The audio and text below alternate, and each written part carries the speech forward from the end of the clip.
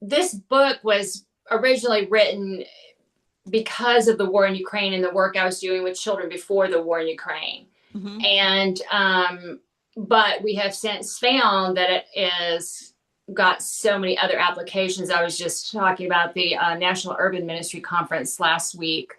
So it just, it has trauma, but it has other layers of trauma and other details and things. So, but what we did to make it a little bit easier is we kind of said the symptoms fall into like four major categories. And we talked about physical symptoms from trauma. Then we talked about kind of emotional, psychological symptoms. And then there's academics. Well, there's five areas actually: behavioral symptoms, academic symptoms, and then spiritual. And so tonight we'll start talking about some things you can do with people, especially. It's funny, we started out doing this with children and teens, and we weren't really sure about the teens, but they loved doing all this stuff and it really helped them. And then the parents started coming back to us and saying they were doing it with their kids and it's helping them. So I think while adults are slightly different sometimes, I think a lot of the same stuff will help them too. So that's kind of where we are. I'm not sure if we actually talked about physical, but we may have ended with that last time. But the three big things, and I do this whether I'm just doing straight parenting classes or trauma, things like this, is really important. People extremely underestimate the importance of sleep. And especially for those, and our pediatrician for our daughter when she was little was a Johns Hopkins trained physician, so I trust her. But she was saying even up until age 18, they need between like 9 and 12 hours of sleep a night. And she said actually teenagers need as much sleep as infants do. They actually need more sleep than elementary. But of course, they're trained to fight it because they're supposed to stay up for the late night shows and everything like that. But that's why there's so many attitudinal issues. A lot of times with teens and older kids, it's because they're overtired and they're just cranky. And so trauma just adds on to that because a lot of times trauma makes it difficult to sleep. And we'll talk about a strategy for that. But so if their sleep is interrupted in any way, on top of not being actually in the bed long enough, then it's just kind of a spiraling situation. So I know it's hard, and it's hard if you're working with a child and you're going to a parent who's already struggling and saying, hey, you got to get your kid in bed more. But especially with teenagers, I tell parents, let them nap. If they're napping, just let them nap. Is maybe not as good as having so many straight hours, but it's still sleep and it's still helping. With more elementary age children where they're fighting it, I had some kids I used to babysit when I was a teenager that I don't know if the parents really told them this, but they told me that the parents said they could stay up till they got home and the parents weren't getting home to 3 a.m. And there was no way I was going to let those children stay up that late. So I was like, well, that's fine, but you've got to lay here in the dark with nothing to do, and of course they were asleep probably half an hour before I would have put them to bed normally. So sometimes things like that will get them into the bed.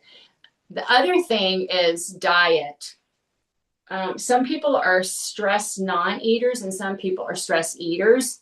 And when you, or at least me, when I'm stress eating, I'm not stress eating vegetables. I'm stress eating brownies or, chocolate chip cookies or potato chips or something. So just reminding them that healthy food is going to help them feel better and not so sluggish like a lot of the high sugar or high fat foods will. And then walking is magical. The problem you're going to have with adults more than kids is just that if they're having some sadness or energy issues, they're not going to want to walk. When I go overseas, almost all of these countries, the cities I go to, they're near water or near some kind of pretty park. So even though they're in urban areas, I really encourage them just to get out with their kids and walk. The magic number, I think just personally from experimenting with myself, is 3 miles a day, preferably more than a couple of hours before your bedtime. It just helps sleep. come easier, and it works off a lot of the stress. And if they're not walking at all, they may have to start out with less than that and gradually work up. And if they are active, like if they're a runner or something, they probably have to go a longer distance than 3 miles because they're in pretty good shape. But that seems to be the magic number. And the studies have found that for many people, and I hesitate to say this because you don't want somebody going off their antidepressants without talking to a doctor first, but there are studies that have found that for many people, a long daily walk is as, if not more effective than an antidepressant. And I really have, over the last couple of years, talking to refugees, I've really found that to be very true. So I'm a firm believer in the walking thing. Now, this past week, I was working with people that were working with children in urban ministry settings. And one thing, if you're doing something where you're trying to teach the children, you're not just counseling them. If you're working with somebody, you're trying to teach them something, calming them helps. And so stretching types of exercises, whether that's yoga, Pilates, or just flat out stretching, and they don't even have to get out of their chairs necessarily. Just doing these kinds of things will help them calm down, especially if you pair them with the deep, slow breathing. Because what's happening is if they've had so much stress and trauma that their brain is hypervigilant, that it's always looking for the next thing, it's very hard for them to get back up in the part of the brain that they actually need for learning and memory and processing, for lack of a better term, for making higher level decisions like moral choices, because they're down the part of the brain that frankly was just designed to save you from being eaten by a bear. And so it has 3 choices. And so, but if they get stuck down there, so helping them calm before you try to teach them something new will make it easier for them to learn it and remember it. So that's key with the physical. Any questions about any of the physical stuff? Mm-mm.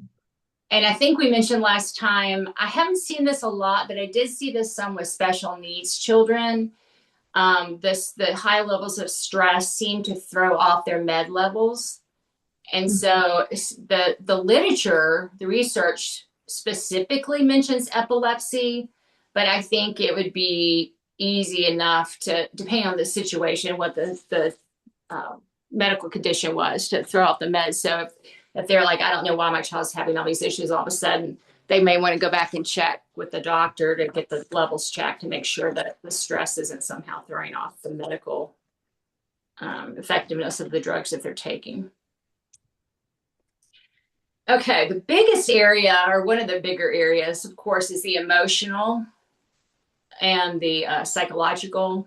You can use either term, frankly, fairly interchangeably in this condition, but the biggest thing, and this is very dependent upon culture in some ways, and that's not just culture as in a national culture, but culture was a family culture.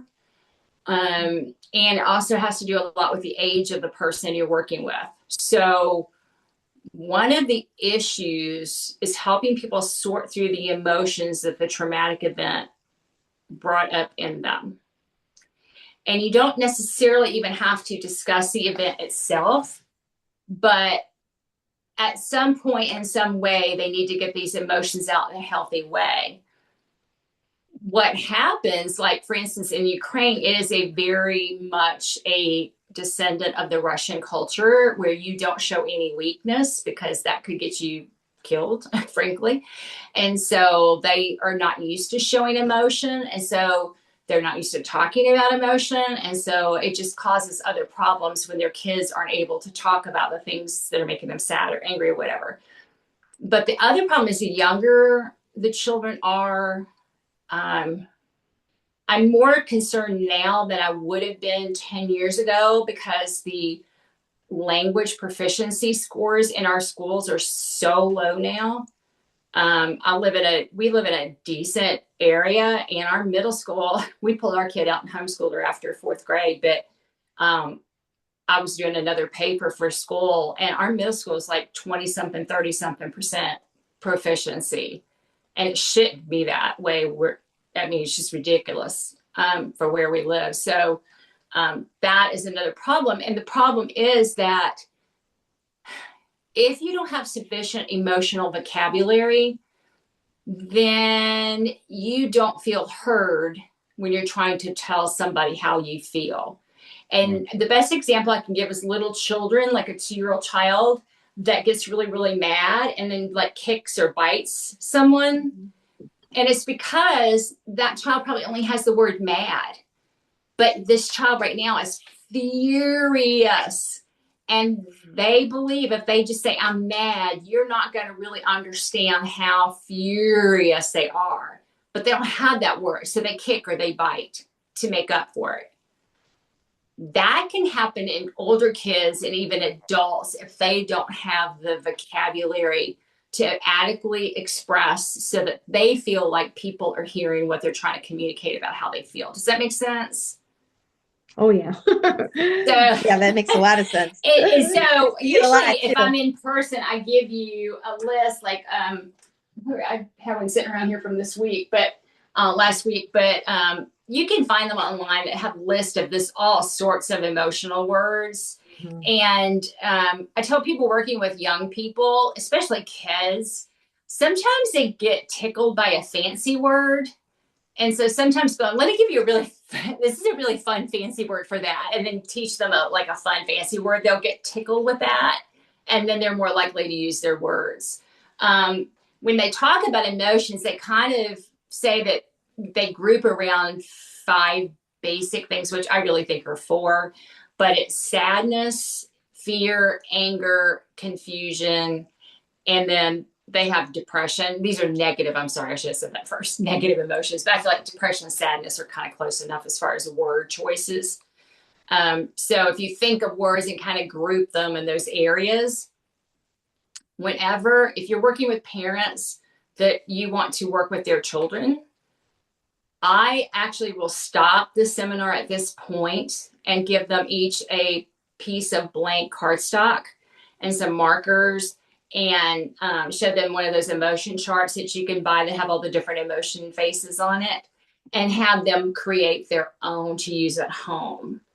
And I really, really encourage parents with kids that have gone through trauma, no matter how old they are, to take some time at the end of the day and everybody talk about the 1 or 2 emotions that they felt the most that day or they felt the strongest that day.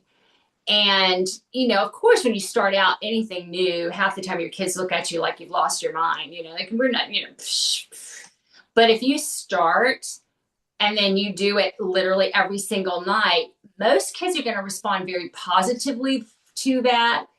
And sadly, in part, it's because a lot of them don't get a lot of attention from their parents. And they don't get a lot of undivided attention from their parents where they're encouraged to talk about their day uninterrupted. And so this becomes very, very special to the kids. Now, I will caution parents that if they have a child that's a natural talker, you might want to start a half an hour earlier at bedtime. So you have time for them to get it all out and you're not up like way past their bedtime letting them talk it out. But they all do it and they come back and the kids really do enjoy that special little time at the end of the day talking about their emotions. And it's great for families, especially that don't normally talk about emotions at all and are not, the parents aren't even comfortable really talking about their emotions because it just is kind of gets them in a good, healthy habit, if that makes sense. Mm-hmm. Any questions about any of that?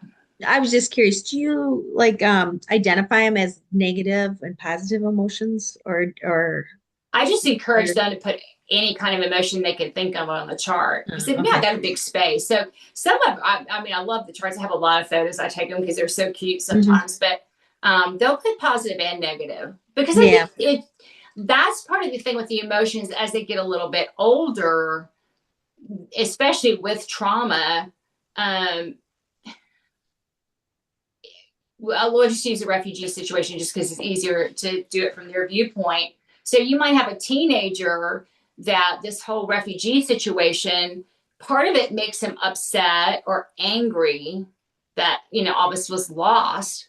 But then if this is a kid that's always wanted to travel and always wanted to try new things, there's a little part of him that's kind of excited that he's in a new culture, learning a new language, Sure. that kind of thing. And Hmm. so they feel very conflicted because all these emotions are kind of tangled up. And so what I Right. tell people is try to give them, for the older ones, if they're like, I don't know, I'm all messed up, I don't really know how I feel, then say, well, let's try to break it down. Like, are you, like, on a scale of 1 to 5? Are you 5 angry and 3 confused and 2 happy and 1, so Hmm. that they kind of can not only start breaking them apart and analyzing them separately, but they can realize the intensity. Hmm. Um, because sometimes I think the confusion of not knowing what emotion you're feeling can be as stressful as the emotion itself, maybe even more so. Right. And a part of me feels that if they attach judgment to that motion, that's not helpful either.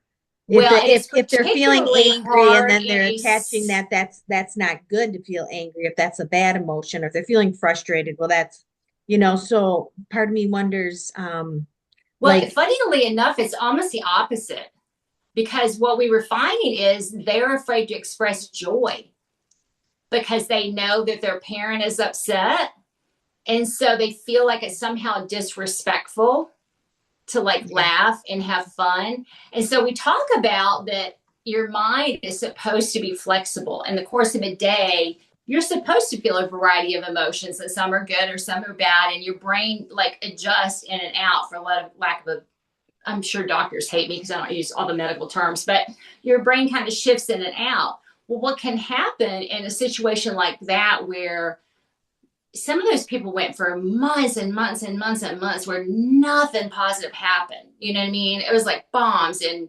people dying, people going to war. Like, it just was one bad, horrible thing after another for some families. And so the brain can get stuck, you know? And then here you've got these now single moms. They're not single, but their husbands couldn't leave the country. They're fighting the war at the front line. The moms had to take the kids to another country to keep them alive. So now all of a sudden she's got all these kids living in a refugee center, and they're all living in one room together, And so she is probably getting close to being depressed. So they're mirroring her out of respect in a way.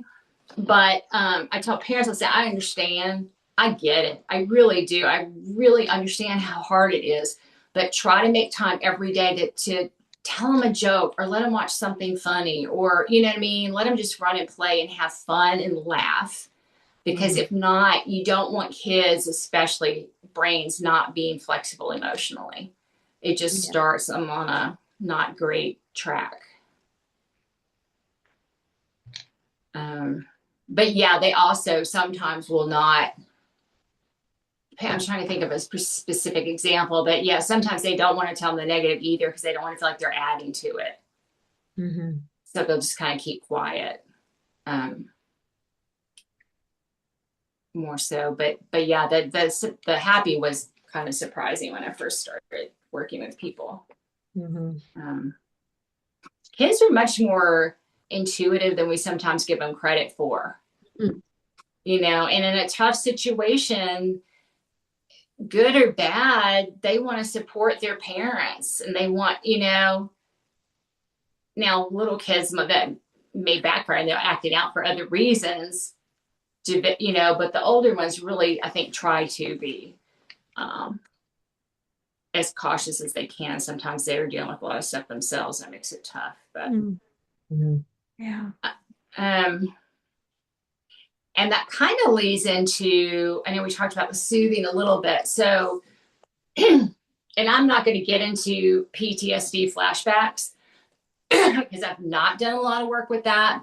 Was not the focus. We actually brought a military vet with PTSD from the US over with us to talk to the guys. But with children and teens, statistically, they are much more likely to have what they call intrusive thoughts, which is a little bit different in that, not that I've ever had one, but in my understanding, a flashback is kind of like uncontrollable, and your brain just totally goes back and you think you're in that situation. Like I said, it's almost like literally going back in time.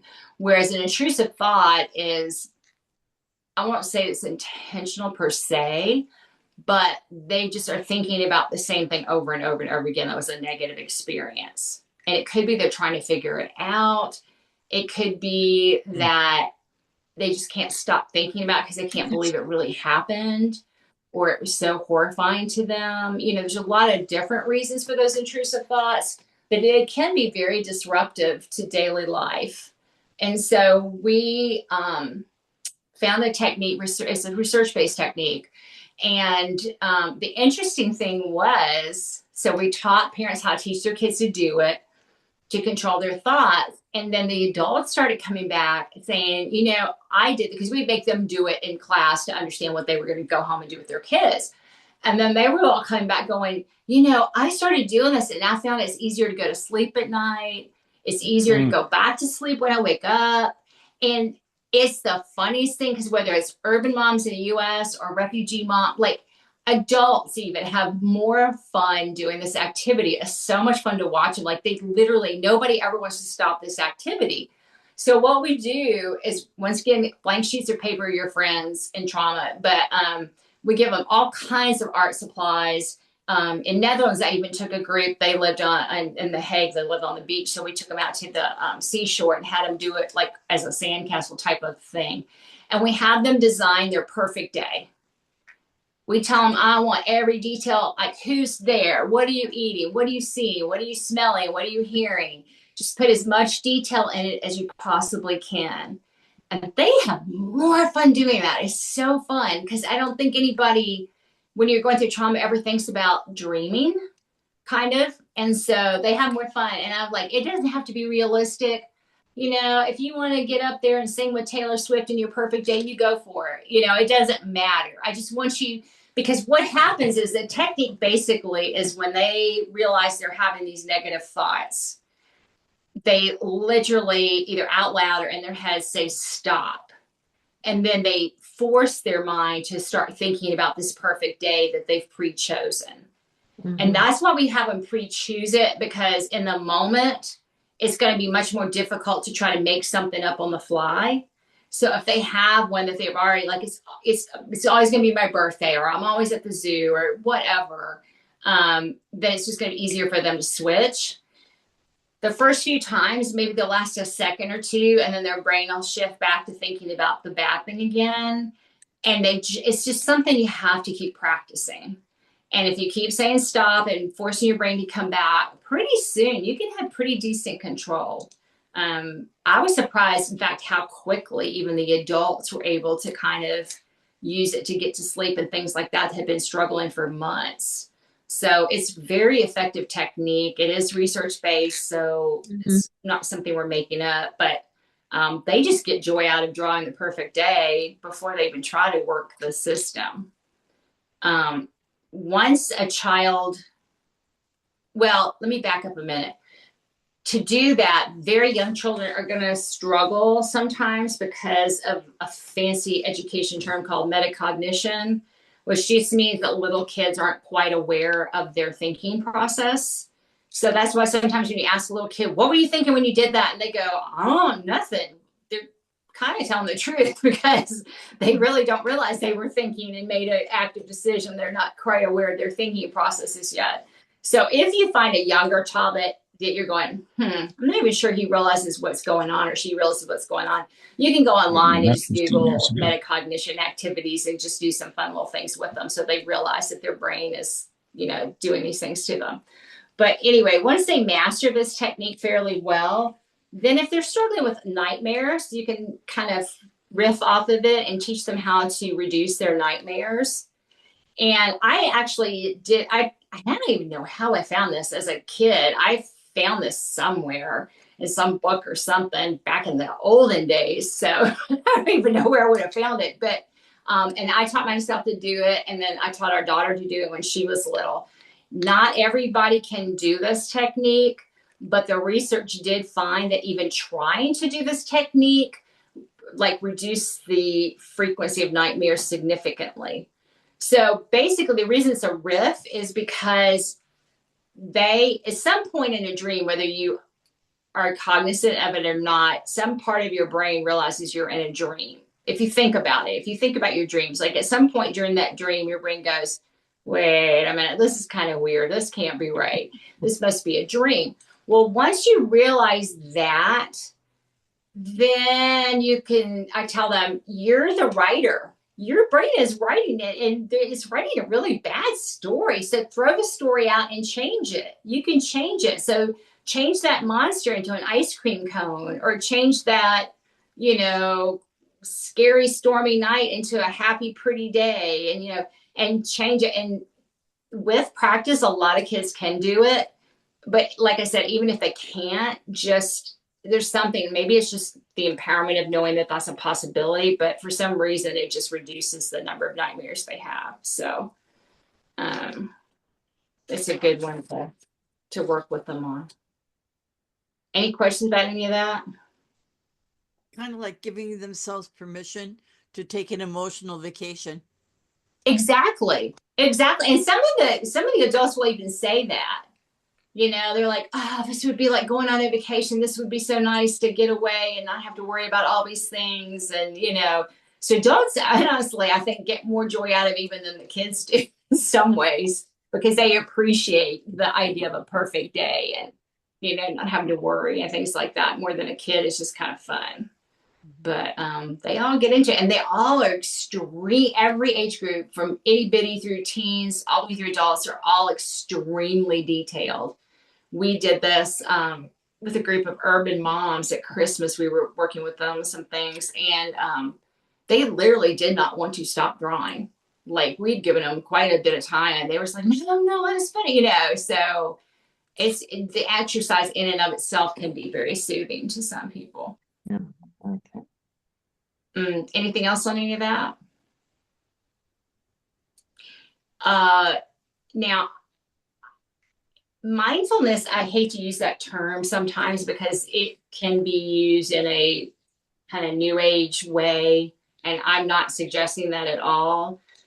But, and this I think is more for adults and teens, there is some value in saying, make a cup of cocoa and just focus on what it tastes like and what, those kinds of things that you've seen, or what is the one, name 5 things you can see, 4 that you can touch, 3 that you can hear, just kind of getting out of a spiral is another way to do it.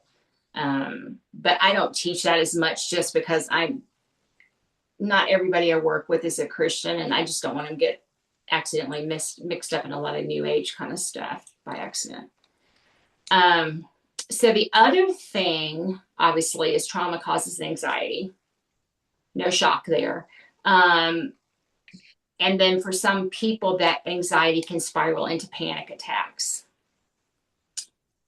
Research shows that girls, well, I say girls, teen girls from like basically when they get really hormonal, like so mid-teens up through mid to late 20s are most susceptible, but anybody can have one. And they think it's some kind of hormonal connection. They're not real sure.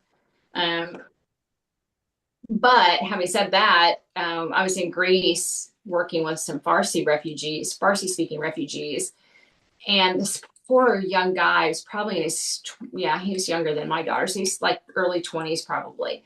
And he was living in one of these refugee camps that's basically an internment camp, as far as I'm concerned.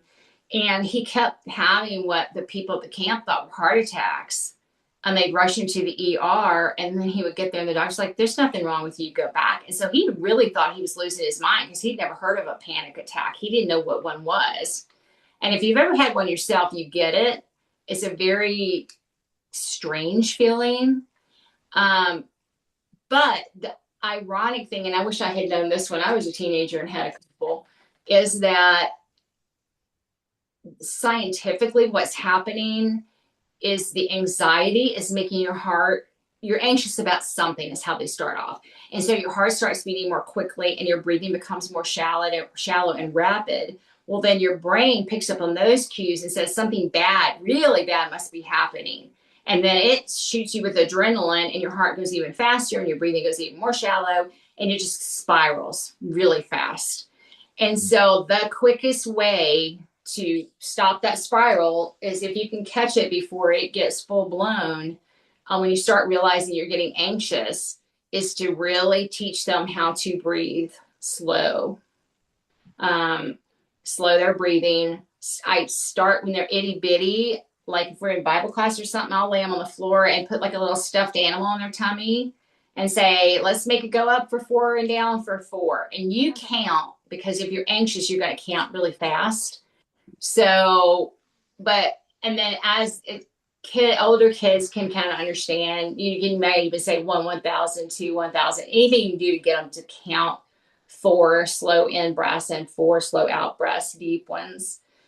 Teenagers and adults, you can even up it even more and have them breathe in 4 slow, hold it for 2 and out for 4 slow.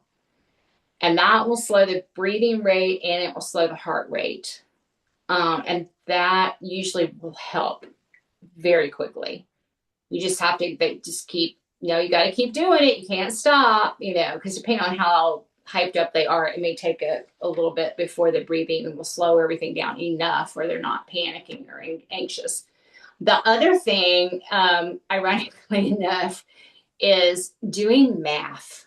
The part of your brain that's required for doing math is not the part of the brain that you use for being anxious. And so you can't do both at the same time.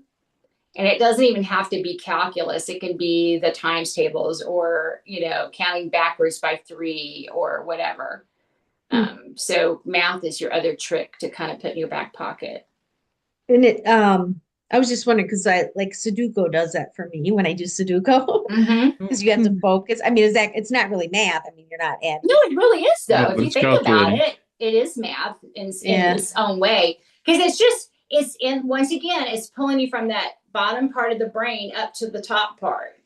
And that's the whole thing, because I think we talked about this last time. I don't know. I'm now have these conversations so many times I forget who I told what, but basically, and once again, sorry for anybody that's medical, you have your upper brain. Well, that's where you're doing your math. You're deciding whether or not to hit somebody, what you're going to have for dinner. Like all those higher level functions are up here. Well, the part of the brain that kicks in when you're scared, the only thing it really was created by God to do is keep us alive if a bear attacks us. You know what I'm saying? So that's that flight, fight, or freeze thing that you probably all heard about. And so it just has those choices. And what happens when a child or adult or anyone is just in constant, in Ukraine, oh my goodness, those poor people, those alarms will go off several hundred times a day in some areas of the country.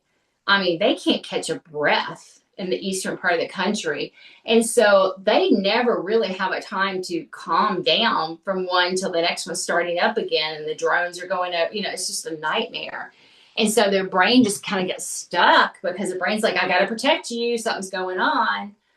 And then that's when you start spiraling into these panic attacks. And so the Sudoku, the math, there are a lot of things you can do, but anything that will calm and soothe you will help your brain get back up into the higher functioning area. And that in and of itself will help you calm down a lot of times. Okay, good. I think about, we talked about this last time, for parents who have a child that's been through trauma for some reason, and I kind of understand this because our daughter, we had the first death in the family she had ever experienced. When she was like in 2nd grade, and she'd never really even had a nightlight. And all of a sudden she wanted one. And I was starting to be like, what? Of course, this before I knew all this. But that's very, very common for them to want to go back and have night lights or teddy bears. Sometimes they'll start sucking their thumb again or whatever their comforting thing was when they were itty bitty. And that just freaks parents out. And I just tell myself, don't worry about it, because as they start to calm and heal, those behaviors will drop off again, especially if they had not been doing it, had never done it before, or hadn't been doing it for a very long time. If they were trying to stop, and then it's a little bit more difficult. But, and I also tell parents, it's like, honestly, at the end of the day, of all the things you can worry about with your child, them having a nightlight at college is not anywhere near the top of the list. So and they all kind of laugh. And I'm like, because the reality is when they have a roommate or they get married, if it's a habit that's annoying, the other person's going to break them of it just to be able to sleep at night. And if it's not, then who cares? So, but for some reason, it does make them very anxious, and they often will take it personally as if they have done something wrong, that they can't comfort their child enough that the child wants this thing again. And so that's a big thing. If you're working with children, just to have those conversations with parents and just kind of say, well, how are you seeing your child's stress manifest itself? And then if this is a concern, it will come out really quickly. Because that's usually one of the first things somebody will, and they'll even come up to me afterwards. Sometimes it's like, I know you said it's okay, but my child has a teddy. And no, it's okay for your child too. Like, they're all good. It's fine. So that's important. The other thing too is just getting them into nature. That is huge. We way underestimate the healing power that God put in his creation.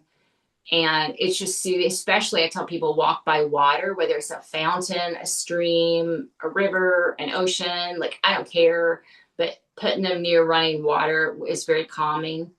I know when I used to live in New York City right out of college, on hot nights, we would walk down to Lincoln Center and they have that huge fountain, and we would just sit by that fountain for forever. And it would just kind of take all that city stress away. So fountains are great. Let's see. Oops.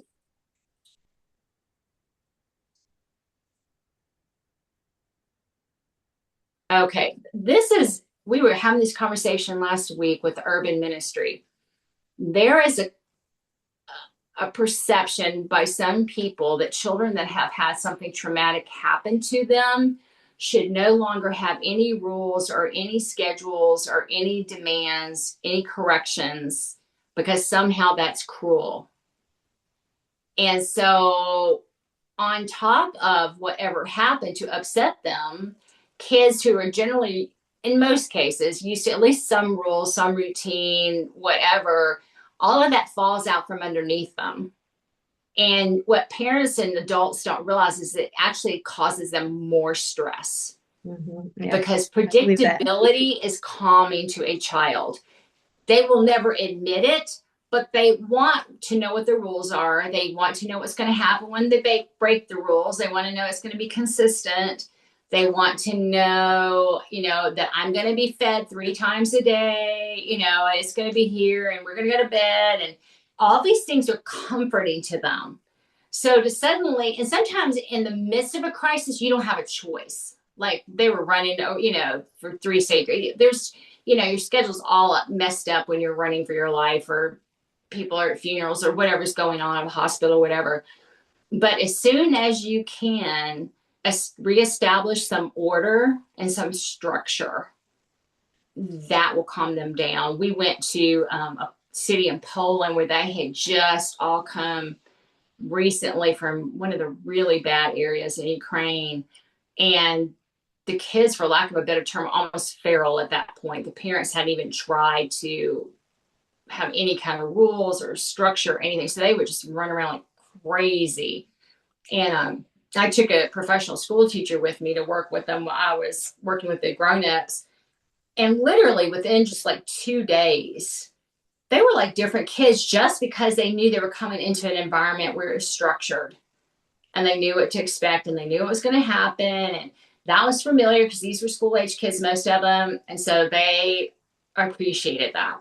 And honestly, that's why when they get to these other countries, sometimes the best thing that happens to them is going to a school, even if it's a school where they can't speak the language yet, because it gives them that comfort of the structure and the routine and things like that. So you're just going to have to really work with adults, because a lot of adults really, I don't know what it is, but they just think all of a sudden that rules are cruel. And so you'll have to remind them that, no, they're actually good for them. The other thing that kids that have been through trauma will struggle with is feeling like they have no control over anything anymore, that everything is out of their control.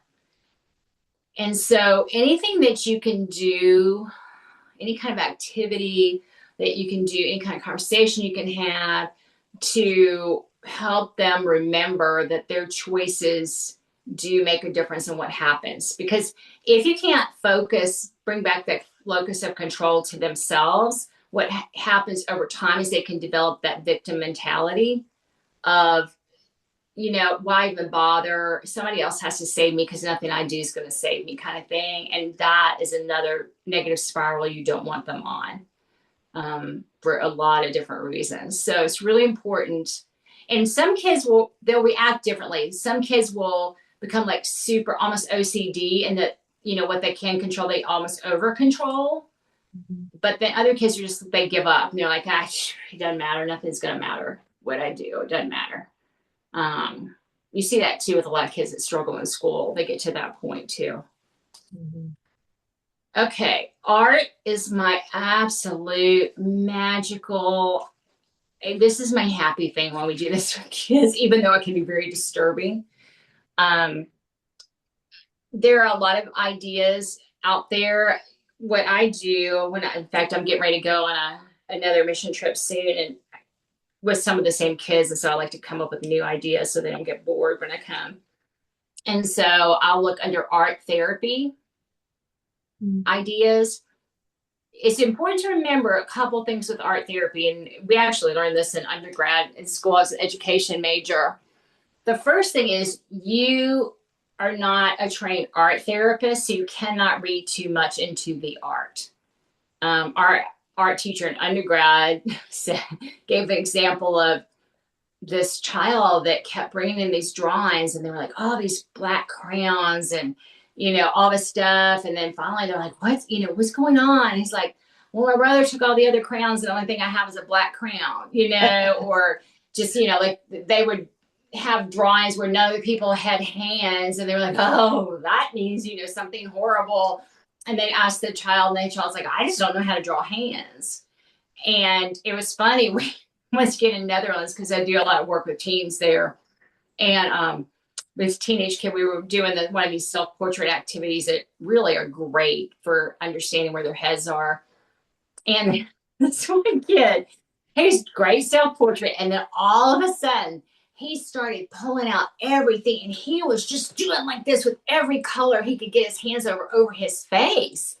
And all the adults would walk by, and their eyes would just get bigger and bigger and bigger, like, oh no, this kid's like really disturbed, like something's wrong. He's obviously very angry, like, all these thoughts were going through our heads. And so finally one of the guys went over to him and said, hey, you're interesting drawing you got there. What's going on? And his response was, well, everyone just says I'm so colorful. And so I just wanted to show that I was a colorful person. And we were really like, oh, this kid's going to be a mass murderer. And, he just thought he was colorful, and he was just trying to show he was colorful. So you really can't read too much into them. However, having said that, sometimes it's really hard not to, because they're so obvious. They will start out often, not always, but often. And let me back out. Don't give them coloring sheets. Anytime you can, give them blank paper. And what I do is I just mix up the mediums, especially with teenagers. And so I'll get like all those weird crayons that look like oil paintings, or that then you put over with water, and then they're watercolors, or, just like different things for them to experiment with. But, when they first come out, they're like, the teachers are like, they're literally fighting over the black crayons. Like, we have to have enough black crayons for every kid to have a black crayon. And the images are so disturbing. This poor mom in Poland, she came into me just like her eyes like saucers, and she was just like, I'm so worried about my daughter. Look what she drew. And it was the sweetest, cutest little 8-year-old girl you've ever seen in your life. And she had drawn, and her mother's like, I asked her what it was, and she said, it's me bombing Putin with a nuclear bomb and sending him to where. And like, her mother was flipping out. And I said, well, one, be careful what she hears. Like, don't keep the TV on. Don't be around a lot of people saying things like that she can pick up on. But also, it's going to get better. And sometimes it's pretty quickly. It just depends on the child. within a few days, some of them, some of them took longer than that. They were reaching for the regular colors again. The images get less and less disturbing. I caution people for any of these things. I never specifically, and none of us do, I don't think, we never specifically talk about the war or what happened in the war. We'll say like, can you draw a picture of something that makes you sad? We use emotions more than that because we don't want to force them into producing something that maybe they don't feel the need to produce. And so, or we might say, make a drawing of your best, like we said, your best day, or do a lot self-portraits. I love self-portraits. We do this a lot with teens. I'll have them do a split portrait, and we introduce it. We'll talk about this in another session, but we kind of introduce it with Moses and talk about how, wow, his self-esteem must have been like this growing up, because like here he was almost killed because he was Jewish, and then all of a sudden he's living in Pharaoh's palace, and all of a sudden he murders somebody, has to run for his life, and all of a sudden he's brought back to lead the people. So his self-esteem, how he saw himself, how other people saw him, was drastically different at different points in his life. And so we say, we'll draw half of how you see yourself and half of how you think other people see you. And then after they've worked for a while, we'll say like, okay, write words around it. And we talk about how God has a consistent view of you. He has a realistic view. He knows your strong points. He knows your weak points. And he wants to use his strong points to serve him. And he wants you to work to improve your weak points, especially if they're sin. And then we have them write around words of how they think God sees them. And sometimes they're a little bit reluctant at first as teenagers, and we'll just say, we're not going to put pictures on social media unless you give us permission. You don't even have to show them to us or anybody else. We're not getting it. If you want to talk about them, great, but we're not going to force you to. And then they go crazy. We've had them work on the same thing for like 45 minutes and be called to dinner, and they will not get up and leave.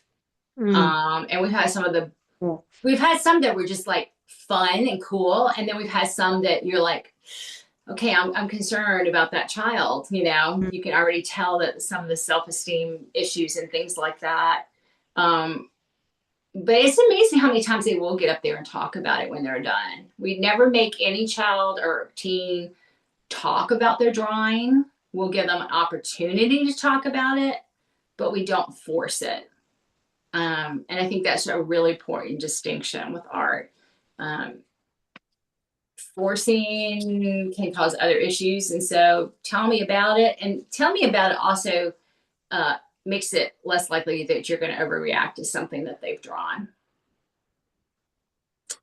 And like I said, the other thing is, and maybe this is just a European thing, but I think this is here too, because I've had this happen here. Kids, and especially teens and adults, a lot of the time don't have the opportunity to be creative anymore. They've taken away a lot of the art, the music, and the things like that. And a lot of the kids are never home anymore here. They're off doing other activities. So if you've got a child that's like super artistic, yes, they're probably doing art. But there's something in all of us, I think, because we're in the image of God and he was the creator, that just loves to create stuff. And I've seen people that just were so sad and so depressed walking in, and we let them do art, and just, even if it's just for those few minutes, they feel joy again. And I think it's just because they never get to do it. And I mean, if you're working with a population like we do a lot with urban moms here, and they've lived a hard life. They've lived a hard life. They didn't have that stuff at school or at home growing up. They don't have time to do it as an adult because they're working all the time to put food on the table for their kids. And so you give them the opportunity to make something. It just gives so much joy. It's calming. I mean, you were talking about Sudoku crafts like knitting and crocheting. I remember I'm not a great knitter, but I went through a stressful period, and the knitting was like not that I've ever been on a tranquilizer, but it just had that tranquilizing effect. Mhm. where it was just because it's repetitive and it's calming, and I'm not smart enough to do a fancy pattern. So I was just doing the same thing over and over again. It was very calming. So I really highly recommend crafts with urban moms. We have done the thing where, have you seen those fleece blankets where it's like two big things of fleece and then you fringe it and then they tie the fringes together all the way around? Mm-hmm. We do that with what, for lack of a better term, at-risk moms, because there was a study out of Great Britain that found that if parents sat and played with their kids for, I think it was like 5 or 10 minutes a day, the incidence of abuse went down like 69%. Wow. And so in this parent training session, we'd already had people pre-cut them for us, so that, because we didn't have that much time. But so all they did was have to knot them and talk about, we give them an NIRV Bible and talk about how just sitting down with your kids and reading them a story or telling them a story from the Bible and snuggling with them under your blanket, and put the blanket where you see it. And they don't have to know we were doing it because it lowers the chances of abuse. But, it does. And especially if you're talking with people that have been through violence. I won't say this applies to all women, but the women that go through see war violence, community violence, have what they call a reactive syndrome, I think, or something like that, where they tend to overpunish. And so something like this, getting them in the habit of snuggling and doing something fun with their kids for a few minutes will lower the incidence of that kind of thing happening. Or men coming back from the battlefield that are much more likely to abuse, that would lower that too. So it's kind of a protective thing, but it also has that craft. What we've done overseas, because I don't have room to take all those blankets, and fleece, ironically enough, is very hard to find in Europe. So what we do now is we just cut a heart that's probably like, no more than about 8 inches at the widest part, probably, maybe a little bit bigger, and get those pre-fringed by people and take them over, and it's the same thing, and then they stuff them. And the moms enjoy that just as much, because we tell them they're making something fuzzy for their kid to cuddle to soothe their child, is how we frame that one. And so it's the same thing, that adults and teenagers just need art. They don't get enough of it. And I am not an artistic person, so it's not like I have something to gain by pushing art. That really does make a huge, huge difference. It's one of my favorite things to do because it's so dramatic. Are you saying that you do that with the men who come home? That's a really good question. Have we done it with I men thought I yet? heard you say that, and I wasn't sure about that because that's No, we have not. Well, we had sessions for men, but he did not do art with them. I have had men in my sessions that were mixed sessions, and they did do that, but not as many of them, because those tended to be men that either had a lot of children and came with their families or whatever. But yeah. I think art would help men. You may have to do a different kind of art for them to do it. You know what I mean? Depending on the culture that they're from. Ukrainian men tend to be encouraged to have a very tough exterior. And so, it's hard to get them to lower that defense a little bit. But I really think anything, I mean, it's just that repetitive, creative thing. It's just something healing about it. And I think it's in the whole we're creating the image of God thing, and he was a creator. And so we were made to create. And the problem is, in our school systems here, that creativity is kind of worked out of kids pretty quickly, because it's all about being to the norm. And so, what's that, Connie? I was saying that maybe the men would enjoy something like woodworking. That's what I was thinking. Yeah.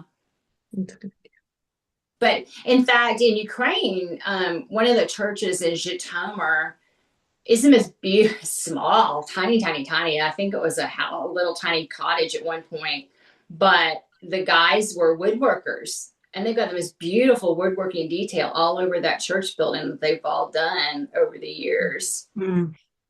So Cool. Yeah. I mean, who knows? Rosie Greer, didn't he do needlepoint or something back in the day in the 70s? Like, you can do anything they want nowadays, but just depends on the culture and who you're dealing with, probably. Um, Music, I want to touch on that. I know um, this was always interesting to me because I'm from such a musical family in general, um, that people aren't aware of the power of music to alter their energy levels and their moods. Because I always just assumed it's something everybody knew. And then I start talking about it, people always look at me like, I never thought of that. Like, really? So I tell anybody, like, if you want to be more upbeat, you need to play upbeat music. You know, if you want to calm yourself, you need to play soothing music. The only caveat on that research has shown is for some reason when you're sad, some people feel better listening to sad music when they're sad, and some people feel worse. So what I tell people to do is play around with playlists, for lack of a better term, and think about, and if you're talking to your teenagers or whomever, like, does that song make you feel better or worse? Well, let's make a playlist of songs that make you feel better, or songs that help you relax. And I mean, the kids are really good at playlist thing. I'm not great at it, but they're good at it. The other thing with music is I am not one of these people that's really fanatical about lyrics, probably because I never understand what they're singing anyway. I'm making up my own lyrics, and so they don't impact me at all, because when I hear the real words, I'm like, that's what that was saying. But now I don't know if you've ever noticed, but like if you have Amazon Music or some of those things, they immediately pop up the words of the lyrics with the songs, which, you know, back in the day, some of the albums didn't even come with lyrics.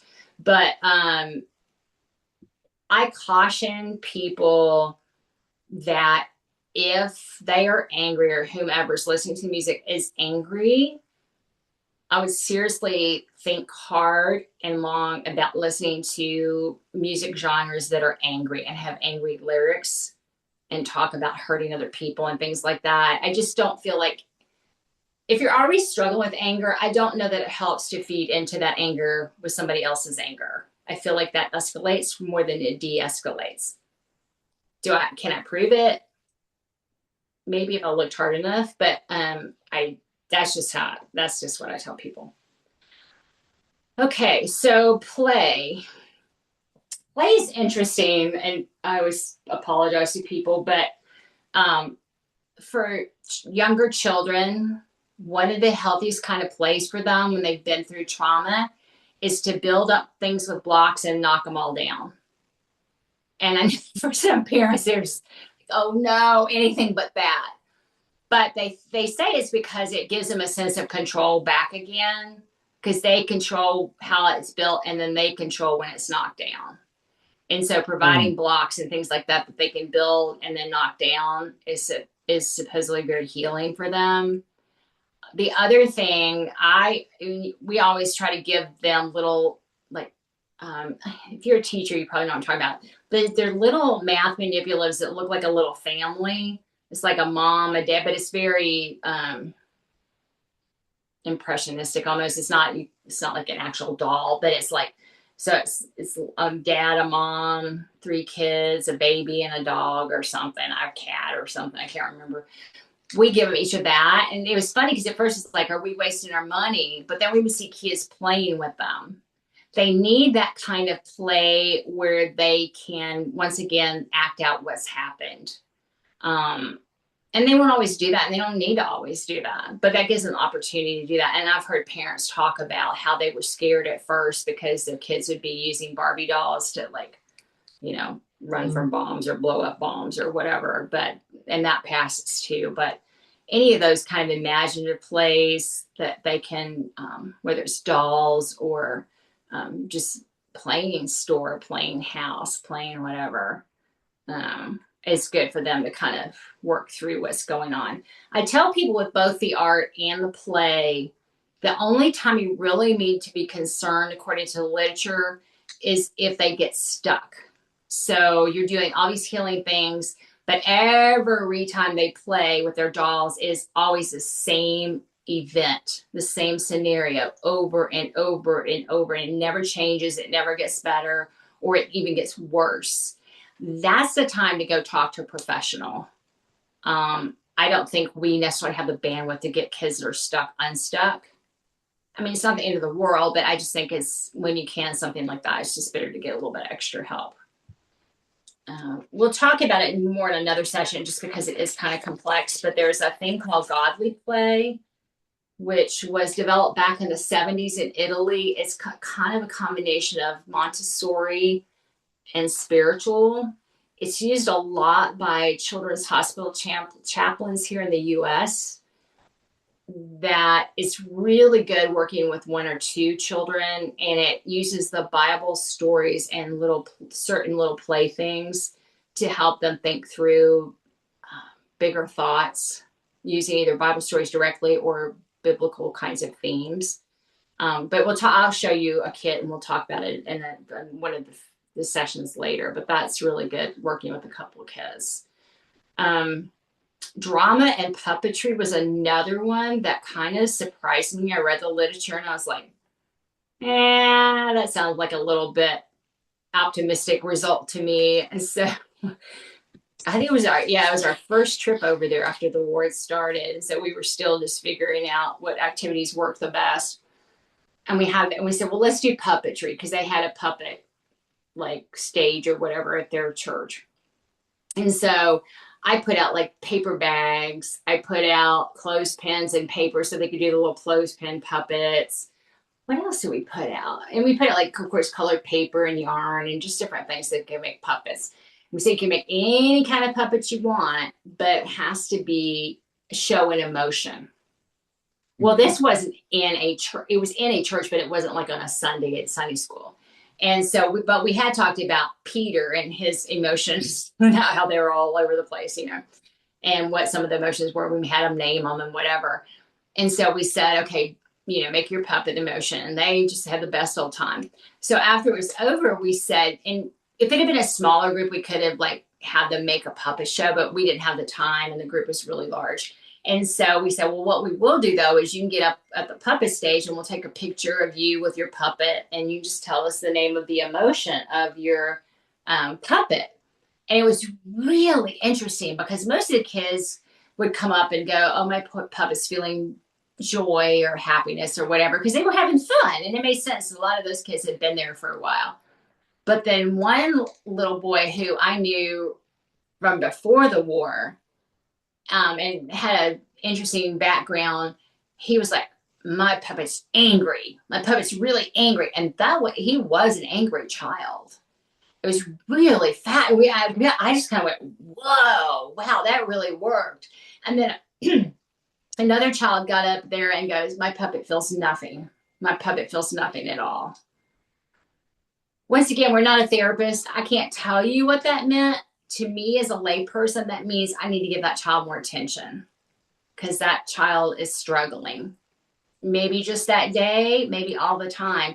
Looking back now, I'm almost positive that's the same child that somebody later told me was crying himself to sleep. Like in the middle of the night, they would hear him crying through the wall every single night because he was separated from both of his parents and was with an extended relative. So puppetry is great. Research-wise, they say it's because a puppet's like a mask, even though, even if they have the puppet right here beside them, you can still see their face. Great ideas. I'm sorry? No. He was just talking. I was just telling her these are like every one of these things is like I'm thinking of where we can use it at Healing Arts. Oh, good. Yeah. And so they say it's not like a mask. And so even if you can see their face, and they're not literally thinking, oh, this is a mask, you can't see me, but that's how they act when they're using the puppetry. They will allow the puppet to say things they're not ready to say themselves. Once again, this is, we were doing this someplace, and one of the people that lived there was like, this is great. I'm going to have them do a puppet show about everything that happened to them in the war. I'm like, no. Don't force them to go down that road. Just have them make a puppet show about all the emotions we can feel and how God helps us with our emotions, or, whatever. But just make the themes really broad, or don't even give them a theme. You don't have to give them the theme of emotion. Just say, make a puppet show, especially if it's not like a church Sunday school situation. Just give them the flexibility. and then just watch what happens. And once again, don't read too much into it. But I think it does at least give you clues as to who might need a little bit more attention, in my opinion, as a layperson. They talk about writing and journaling. In my experience, this is a very, very, very, very, very, very, very small subset of kids that want to do this, usually teenage girls. The kind of girls that would write diaries back in the day are the kind of kids that would appeal to. I would never do that in a classroom setting for a lot of different reasons, particularly in the United States, because our schools are so bad right now. A lot of our kids are functionally illiterate. And so that just stresses them out and embarrasses them and makes them not want to come to what we're doing if they're going to be forced to write or read. So I highly discourage that. But if you have a kid that likes to write, there are all kinds of great prompts that you can find that they can write about, or they can just write. Give them a pretty journal if it's somebody that likes to write, and just let them go for it, because that will help them. It's just not appealing to very many people. I know we probably have to wrap up soon, but bibliotherapy is probably, I had never heard of it until I started researching this book. And honestly, it's kind of fancy for what it really is. What it is basically is just carefully choosing stories in children's books or teen books, or in my opinion, Bible stories, and using them as a springboard to talk about emotions and types of topics that they would be struggling with if they've been through trauma. And we'll talk about more about that when we get into the spiritual in another session. But I tell people we tend to teach Bible stories, which is probably what we should do most of the time, if you think about it. Like when we talk about, let's see, like Peter denying Jesus, or Peter running into Jesus after the resurrection when he made him breakfast that time. We may mention the emotions that Peter was feeling, but that's never the focus. The focus is, Peter messed up, or Peter shouldn't have denied Christ, or Peter, God forgave Peter, or Jesus forgave Peter, and loved him, blah, blah, blah. Great. That's what those stories are there for. But for kids that have been through trauma, sometimes, in addition to those things, we need to say, well, how do you think Peter felt? How do you think John felt? Mm-hmm. And then for the older ones and teens, then I would morph into, honestly, how did that person, and King Saul is a great example of this, Peter too, really. How did that person act because they had this strong emotion? Because remember, King Saul would always overreact violently, honestly, a lot of the time when he got worked up. Well, is that the best way to handle it when you get upset? So it just lends itself to having these conversations about how to handle strong emotions. I don't know that I would bring this up with even teenagers, but honestly, the story of Judas, to me, is one of the saddest stories in the Bible. Yes, because of what he did, but the suicide to me was always so sad. Because I think if he had lived and he had apologized to Jesus and, repented and stuff, Jesus would have forgiven him and he could have had an okay life. But he just chose to give up. So anyway, I just think that that's what bibliotherapy is. It's just teaching. There are a lot of great kids' books out, picture books that are secular, so to speak, but that they are just trauma in general, or being afraid, having a parent that's incarcerated, having friends that are sick. There's a lot of just generic ones that really teach good coping skills that I wouldn't use as your entire lesson if you're using it in a Bible class, but it definitely could be a springboard. For older kids and teens, and I've done this with teens for other subjects, not just for trauma, but sometimes reading the book separately and then coming back to having a book club, basically, you find a book that you think will help them. A lot of times with teens is finding somebody, like if I were going to do one with war teens, I might find a book about somebody that kind of after the Holocaust and how they made such a thing of their life because of what had happened to them, and then talk about that. So those go back to the big ideas. And once again, you can do that with Bible books as well as just other books. But movement and exercise, we've already talked about a lot. Let's see. Oh, this is interesting. And I did not know this at the time. I just was recently reading the book Grit. So extracurricular activities are great distractions for teenagers that have been through trauma, older kids. What's interesting is if a child, like a teenager, is in the same extracurricular activity for 2 or more years, it actually builds their resilience. Because it teaches that persistence, that perseverance. And it doesn't have to be sports. It can be music. It can be art. It can be dance. It can be anything. So don't underestimate the value of letting them stay or encouraging them to enroll if they've had to move because of the trauma in their extracurriculars. That was one of the biggest things we had to deal with overseas in the beginning, because their kid had been like a champion, whatever. And then they moved to an area that maybe didn't really have any great lessons for whatever it was that they were focused on. Or one of my favorite little kids in Ukraine that I knew before the war was a really good soccer player. I thought he was great. And then his family fled to Croatia. Well, Croatia's got one of the best soccer things in the world, especially compared to, and so he went from being like the top to the bottom and had to work his way. So it can impact them in different ways. You just never know with some of the stuff.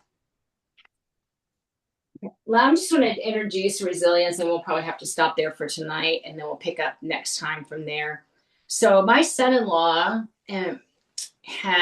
works with Pepperdine University and has helped them create and implement a resilience program for their students. By and large, the vast majority of young people today have zero resilience. They have not been given the tools that perhaps we were given growing up to be resilient. And so they get to these universities and they get a bad grade, or they break up with somebody, and they are literally suicidal in some cases. Like the reaction is extremely extreme for what has happened. And there's a lot of different reasons for that. But what they've done is they actually have them take, I think it's once a week, if I remember correctly, have resilience classes that they have to go to where they teach them the skill sets. And then, of course, they have mentors for them all too. But the thing to know about resilience is resilience really has 3 aspects to it. So the first part of resilience, and the most important part, the research has shown, is having a supportive, nurturing parent. Now, as we all know, that's not always every kid does not have that. The good news is that other adults can step into that role. A child, of course, it's ideal as a parent because parents are around all the time, hopefully.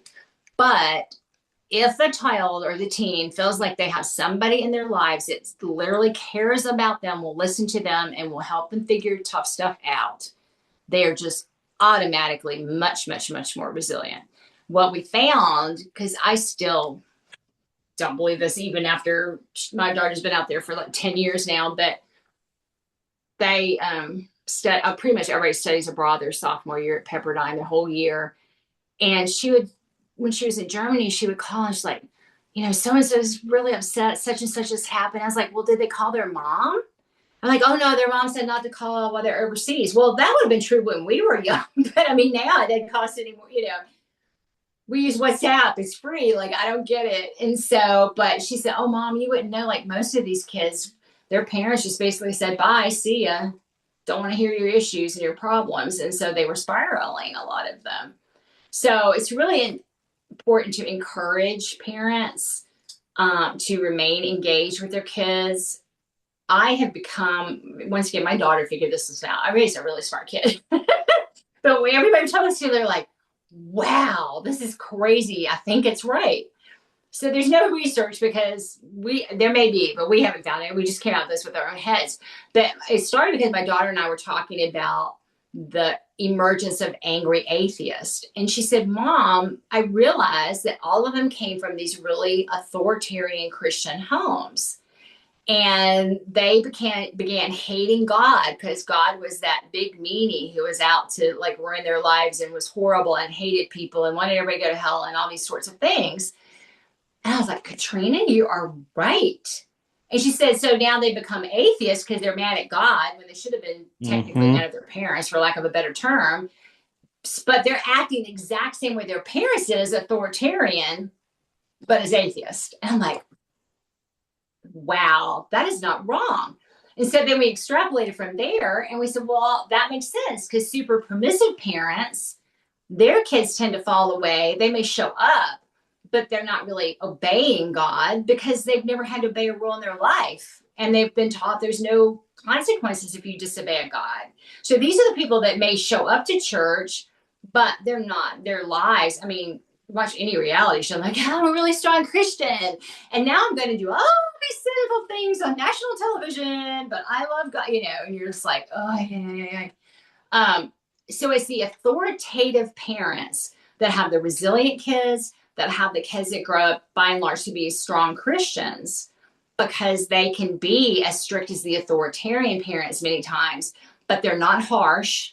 They're loving, they're supporting, they're nurturing. Often they'll explain why the rules are the rules, and their punishments are consistent and firm, but not harsh. Does that make sense? Yes. So I have added that piece to everything I do on trauma and resilience, because I feel like parenting style has such a huge impact on that. And it's not something we talk about a little, like, oh, if you're authoritarian, your kids aren't going to like you, and, they'll rebel. And if you're permissive, they'll just, die young because they run out in the street or, whatever. But I think making that connection to resilience and making that connection to spiritual health is really important. We've really got to work with parents to be authoritative parents and not authoritarian and not permissive. And I get it. Like, you know how it can be, but it's just something we need to keep working about. Okay. Anything on any of that tonight? I do have a book for you that I read that is called The Atheist Syndrome. Oh, I don't know that I know that one. It's an old book. It's probably out of print. You might find it on eBay, but it's about exactly what you're talking about. I read it in the 90s. Oh, interesting. So, yeah, it's about like Nietzsche and Freud and all those people who all had like parents in some aspect of like preachers or sextons or somebody, but they were all abusive or neglectful or things like that. And like it warped their minds. Yeah. So, well, and the thing is, they don't, because one of my mom's sisters are like that. I think my grandparents must have parented her different because she was so much younger than the others. But I don't think that they're even aware what's going on in their brains. Does that make sense? You know what I mean? Like, she's so angry at Christians. And I'm like, well, first of all, you're lumping a whole bunch of people in the same pot. And I doubt that any of us are that alike, you know what I mean, about anything. But the anger is like, and of course now the parents did, she can't admit she's mad at her parents anymore because now they're perfect. But that's why she's angry at God. Like, it's very interesting. But yeah, I do think that your parenting style, whether you realize it or not, gets projected onto how your kids see God. And, if you're authoritarian, then they're going to most likely see God as this big meanie in the sky. And, and if you're super permissive, I can do whatever you want. kind of thing. And so What's the difference between strict and authoritarian? You know, I think that strict, authoritative parents can be strict. Mhm. That's a very interesting thing, because I mean, if you looked at how we parented our daughter when she was little, I'm sure a lot of people thought we were super strict, but we really weren't. I mean, she hardly ever really got punished because we focused so much on building her character and explaining why the rules were the rules, and part of it is her personality, but you know, that we're just super close even now, even though she lives 3,000 miles away and she's a super strong Christian. But she could do a lot of things. I mean, we got tickled because she was a really strong reader way too early. And so she wanted to read Harry Potter at like 5. And I'm like, no, you cannot read that. You're too young. Well, it honestly, you do these things in parenting, you're like, oh, sorry. And just never dawned on me to go back to her later and say, okay, you're old enough now, right? And so we just never talked about it again, because she just knew she wanted to Harry Potter. So she went off to college and she's like, Mom, is it okay if I read Harry Potter now? I was like, yeah, I think it's okay. And she's like, well, why didn't you let me read it? I said, because you were 5. I didn't want you to read about witchcraft and sorcery and all this stuff and getting your head muddled at 5. It is a 19-year-old. Hopefully your faith is strong enough that you know that you're not, it was just really funny. So yeah.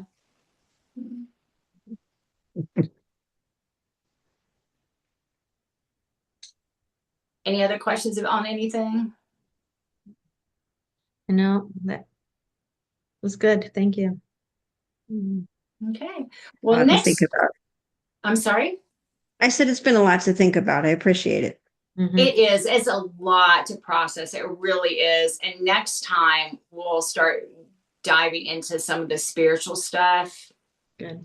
And those are to me, those are the hardest conversations. But I've gotten a lot braver about having them. And I think in most cases I figured out a way to finesse it now finally. But it's a lot of it's just circumstances and people, but we'll talk about that some next time. All right. Thank you. Wonderful. This Thank was you very very good. much. Thank you. Well, thank you guys, and have a great couple of weeks. I'll see you in a couple of weeks. All right.